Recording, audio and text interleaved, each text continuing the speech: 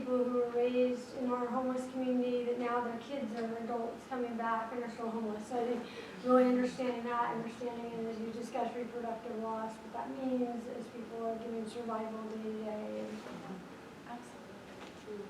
Well, and I was just going to say, sort of in the same way of doing the loss assessment, how I choose to let clients know that I'm interested and curious and open to conversing about the fact if we're from different cultures or if we look different, you know, like I think a lot of people make assumptions that because I'm white, you know, and certain age woman that maybe I would be interested or, you know, so I've taken that really to heart that I need to be literal and specific that I'm interested and curious and available for anything that Awesome. Yeah. I do healing retreats for women who've had an abortion, and you know, mostly Anglo women. I have a Spanish leader from Mexico, so she's very Mexican, who does retreats for the Spanish-speaking women. And she uses the program that I developed. I had it translated into Spanish. What she's done with that program and her culture is quite different than the way I present. She brings in a whole lot of elements from the Hispanic culture. And it's really amazing to see how that works for her. Great example of how we can be working in similar goals with clients, and depending on who we are and who they are, the methods that we use or the approach we use can be different. Okay, lovely. Vanessa, your comment about explicitly checking in makes me think about what something that we would encourage you to do, which is checking in with your clients after each session. How was today's session? Did I seem to understand things from your perspective? And was there anything I missed or misunderstood regarding how culture plays into our discussions here, right? And culture is a broad term, right? There can be all different aspects of that. We're all multifaceted people. But by being really transparent and direct about that, we can open up that space for those comments. And it may be the first time that anyone's ever been able to voice that, right? Because we know, the research shows us that microaggressions are real and painful and can lead to damaging experiences both for mental health but also physical health and social functioning as well. Has anyone heard of microaggressions? Yeah? Okay. So to cover basic description here, and we include this because Allied Perspectives, we encourage you to use gentle language, and part of that is being really aware of the language that we use and how we are presenting that in a way. And so if we are using language that hurts, we want to be aware of it, right? And we want to try to catch that and notice that. So microaggressions is a concept developed by Daryl Wing Su, who, I will read the bio here, is a professor of psychology and education in the Department of Counseling and Clinical Psychology at Teachers College and the School of Social Work at Columbia University. So, it's a big title. He is a pioneer in the field of multicultural psychology, multicultural education, multicultural counseling and therapy, and the psychology of racism and anti-racism. So, he is the mind behind microaggressions. You have a handout in your folder that talks about different forms of microaggression that you can refer to, and we'll talk about that as well. So microaggressions are a term used for brief and common daily verbal, behavioral, or environmental communication, and this could be intentional or unintentional. And so this is not overt racism, right? Overt classism, overt sexism, but it's the subtle ways that we may communicate a sense of less than or assumption about someone's experience by virtue of the way they look or their sex or gender representation, right? So we want to be really aware of this, especially in working with clients with reproductive loss, because microaggressions around fertility status are huge, right? Oh, you're such a lovely couple. When are you going to have children? Do you have any kids yet? Oh, you don't have any kids yet? Well, why not? You would just make the best parents. Oh my gosh, like nothing overtly wrong about that, but that cuts deep, right? And so we want to be so mindful about being aware of other language that we might use that could further add to microaggressions in our clinical environment. I Yes. think it's also important to educate people when they use microaggressions, like as an adoptive parent myself, a lot of times people say toy things and they don't realize they're insensitive. Like we don't use biological parent, a lot of times we use first parent in the adoption community, or people will be like, do you have any real children? I'm like, these four children are my real. So I mean, I think, but you know, half of them I'll sit there and I have an 18-year-old daughter who says, I'm so sick of having to be the spokesperson for everybody. And I said, but if we don't, people will just continue doing things because they won't know what's wrong. Like if you don't say, when people say, is that your real mom? If you don't, you know, if you don't say something, then it's just going to go on, and then their kids, they're going to teach their own children that, and when they're in society, never going to change. Yeah, that's a lovely example, and being able to speak up, I mean, that can be hard, because if you're having to speak up over and over and over again, and so what we can do as clinicians is also empower like ourselves and our clients to speak up for other people as well, right? And identify those microaggressions when they're coming up, and if we're aware of them, and if we have a microaggression that we commit and we get called out on it, like, please, oh, thank you so much for telling me, like, I understand more about how that was hurtful, just like with your client, right? Like, I want to understand more about like what I got out of what you heard me saying, and what did I say, and then how can I not do that again? And what would be a better word to use? What would be better language to use? Any other examples of microaggressions, how you've managed them, or how you've seen that come up in your work?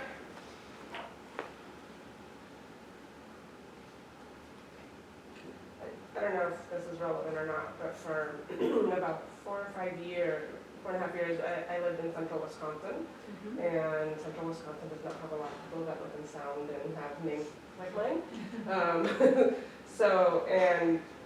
And my experience was decent with it. I didn't have any major issues until it started becoming this pattern where the front office at our clinic was starting to feel like they had to ask me questions about my religion.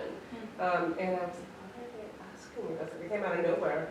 And it turned out that there was a number of callers who were wondering whether they could see me because am I going to understand their religion, or how do I use my religion?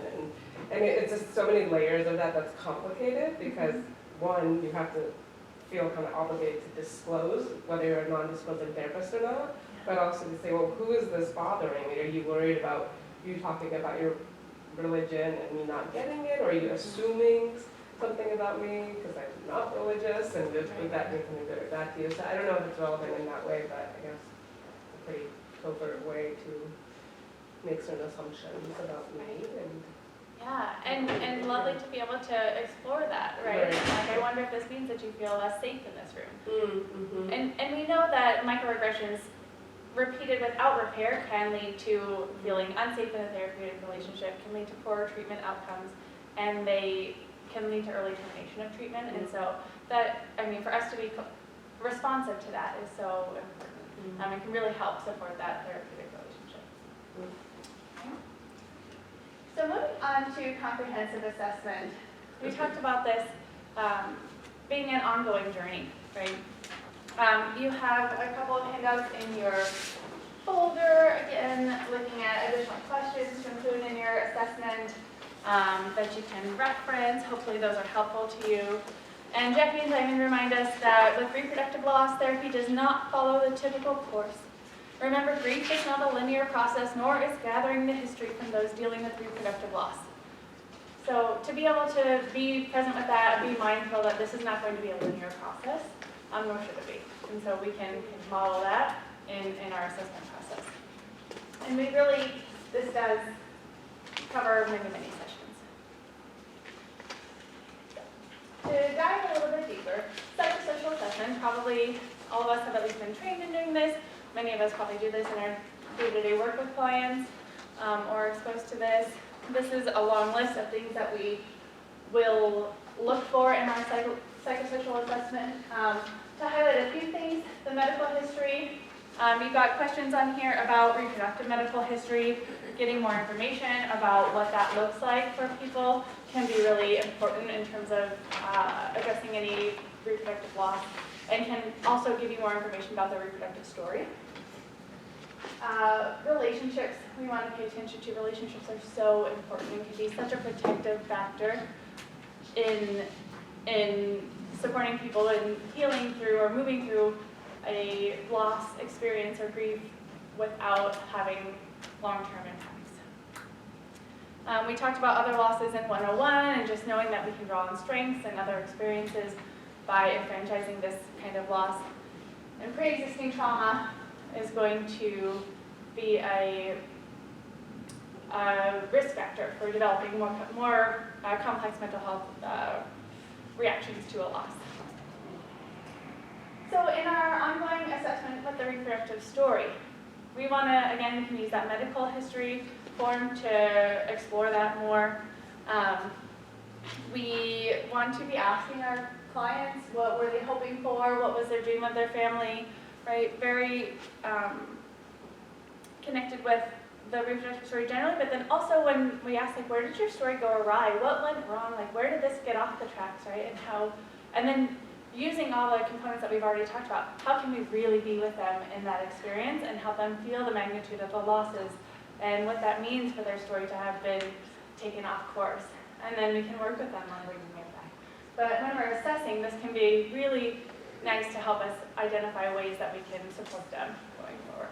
Yes? It also might, I mean, when you think of your reproductive story, I mean, I think it's also where it will arise, maybe just it's different than what, you know what I mean? Like, also reframe it, not only the reproductive story that you intended, it's just a different story. Right, where were the bumps in the road that you had expected? Yeah, and I think awry can kind of have a judgment to it or assuming a negative connotation, but yeah, kind of where did it go off the course that you had expected and what was that like for you, right? Thank you, that's great, kind of noticing where the client is and being open to, you may be fine with it, but like what was that experience like? Okay, reproductive story can disclose a lot about relationships as well or previous sexual histories. We can get a lot more data by looking at the reproductive medical history. Sometimes we can find more information about previous losses. Say we're working with folks not coming in related to any reproductive concerns, but oh wow, this is something that has come up and oh, this is affecting you today. We also are assessing for the occurrence, intensity, and duration of emotions. And again, we learned in 101, there's no right or wrong way to feel. We can feel all kinds of different emotions, but we want to be assessing for when are these emotions coming up? What has the impact been for you in terms of your functioning? Has this affected you at work or at school or in your relationships or social functioning? Has this affected your sleep or your general well-being? We can use a Likert scale, you know, okay, so that happened. Where were you on a scale of 1 to 10? How intense did that emotion feel? We can really be with them in those emotions and help validate those. Research shows that negative reactions to a loss can unfold over a long period of time, right? And so we don't want to ever assume, okay, you know, you've moved past that now, you're done with that, right? We want to be present to, okay, how, you know, is that a resolved loss for you? How are you feeling about that today? Oops.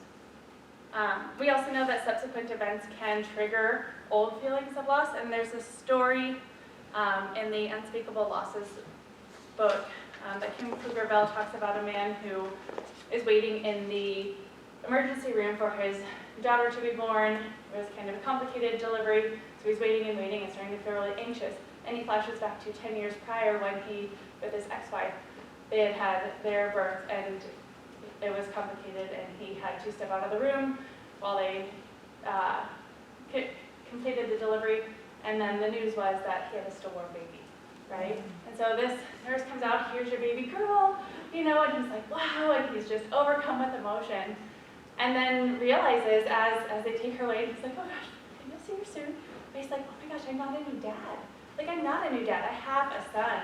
I have a son who was born still, but I'm not a new dad. And so that grief experience just unlocked for him in that subsequent relationship and subsequent birth of his child. So just to be aware that there can be all kinds of things that can trigger these loss experiences later on, and that's okay. Okay. Severity of reactions can depend on a whole host of factors. Right? I'm not going to read that to you. It's a list, not comprehensive, of things that may impact the severity of the reaction. We can be curious about these different things. If we're kind of trying to understand where they're coming from, we can refer back to this kind of, was there a component of how you've been supported in previous losses in your life? Is that coming in here? And, so anything from here stand out to you guys as unexpected or different or particularly helpful?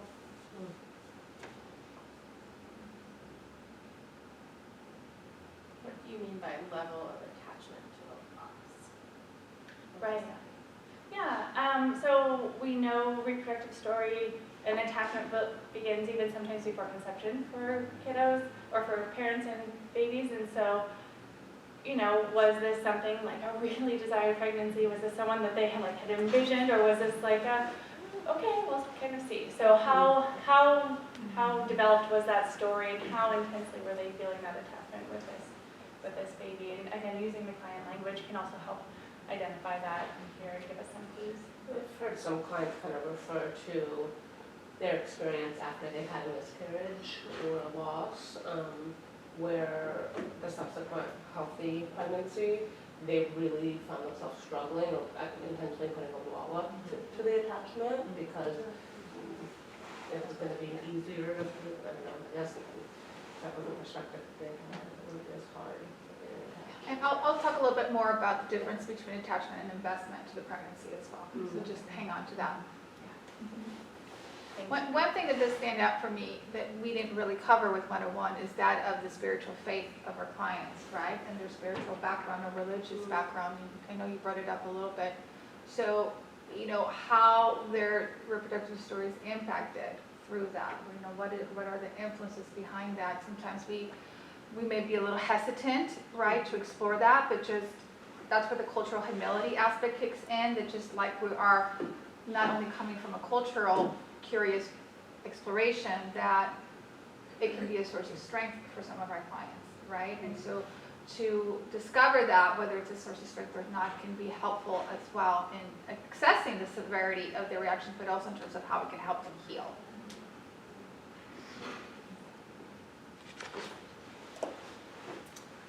All right. So moving forward with our comprehensive assessment, we're doing a functional assessment kind of before the loss and after the loss, doing a comparative, where is their baseline functioning and where are they today? A lot of times we see women coming into the clinic who are like, well, they're doing pretty well, like they're getting out and about and like meeting up with friends, but they're struggling so much, and that's so different than their baseline kind of pre-baby, that's diagnostic in itself, right? That their baseline may have been pretty high functioning, and like they're experiencing a significant decline in functioning. And so just to kind of assess that and not assume, okay, this person's still going to work and they're still showing up at their volunteer activities, not to assume that that is actually indicative of where they are in terms of their severity of their reaction. There's a risk factors handout in your folder that talks about specific risk factors that have been found for mental health, developing more significant mental health problems after pregnancy loss. Certain ones to highlight are terminating a pregnancy that is wanted or meaningful, such as maybe the case of known medical conditions of the baby. So that can be kind of a risk factor for increased severity of reaction. Prior history of mental health problems or diagnoses can be a risk factor. It can also be protective if they've done a lot of work around that and like, oh, okay, you can use those CBT skills here. Like, how can we apply that to this situation, right? But to be aware that the intensity of the reaction may be more if someone has a prior history of mental health concerns. Feelings of commitment to the pregnancy, and we'll talk more about that with Sharon, so I'm going to kind of skip that, but definitely we may see people coming in perinatal world with postpartum anxiety. It's like, oh, okay, this is really stems back to a loss that I had, and I've been so anxious ever since I got pregnant again, and I don't know, I'm just so worried about losing this one, right? We've already covered the importance of assessing for other losses, so again, just a reminder to do that. And then assessing strengths, right? And really important.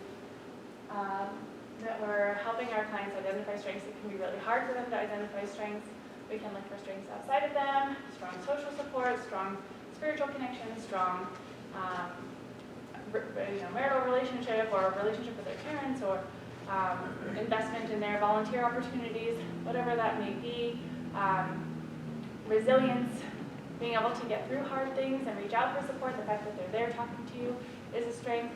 And so by helping our clients identify their strengths, we're more likely to help them see their ability to move through this. And there is a online survey, character survey called viacharacter.org, VIA, that can help clients kind of do a self-assessment about strengths if they're having a hard time identifying that. But on that character strength, I decided to take it myself just to see how it works. It took me about 20 minutes. It's very lengthy. It's over 200 questions. But once I saw the results, it summarizes your top 5 strengths. It was right on target, at least with me. It was, I was bragging about that with my cohorts. I'm like, this really nailed it. It knew me pretty well. So especially when our clients are in such a low sometimes where they don't have much sense of a hope and it's so hard for them to identify their strengths, something like this can be very, very helpful. And it can also change over time as well. Mm-hmm. You were again via character, so Yeah, VIA, the word character.org. So VIA.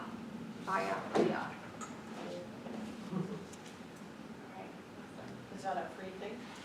I think Yes. so, yeah? Yes, it's free. And actually, the University of Pennsylvania offers other additional free surveys if you sign up for them. That it blew me away, the variety of surveys that they have.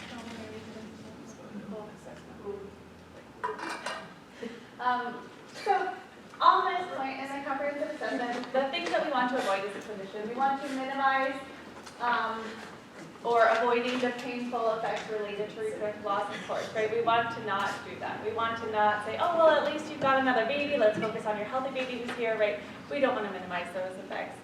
We don't want to assume that the grief is resolved upon a subsequent pregnancy, and we certainly don't want to neglect to acknowledge early losses that are resurfaced by the current pregnancy loss, whether they had been previously worked through. We know grief doesn't ever end, right? And so there may be new reminders and new ways of, okay, I now can look at this from a different perspective.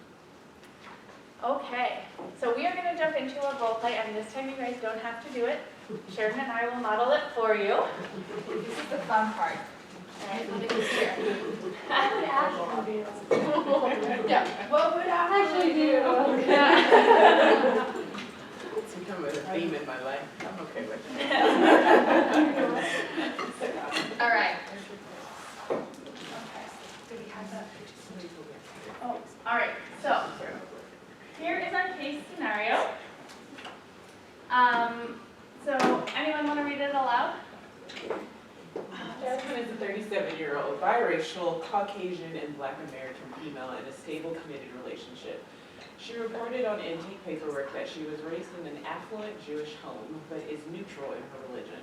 Upon intake, the client's affect and mood were anxious. She reports she has a mild history with anxiety, but denies any prior counseling.